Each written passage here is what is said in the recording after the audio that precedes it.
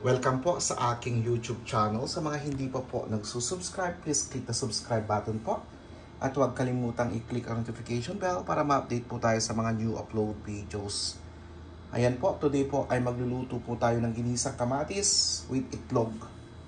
At ang ating mga sangkap, syempre po andyan po ang ating kamatis, ang ating itlog, ang ating bawang, sibuyas, andyan po ang ating onion leaves, andyan po ang ating olive oil, magic sarap, asin at black pepper.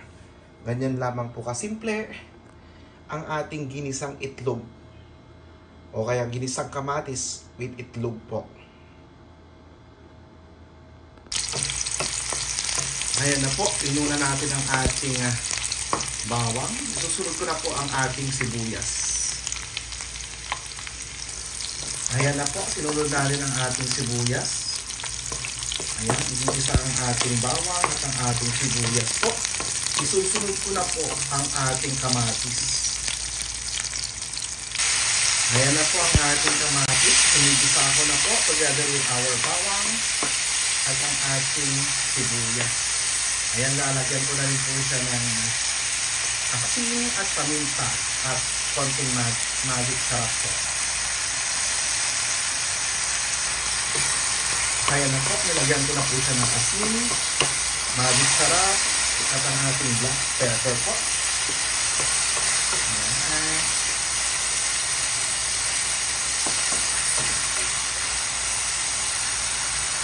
Ayan na po. Pwede ko nang ilagay ang ating itlog. Tinikman ko na rin po siya. Ayan.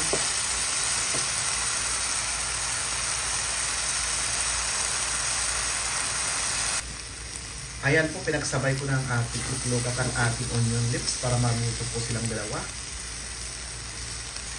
Ayan na po ang ating finished product po, ang ating ginisang kamatis po with egg and with onion leaves po. Ayan. Pwede na. Ayan po. Para naman malakas tayong papasok sa trabaho, kailangan natin ng masarap po na breakfast.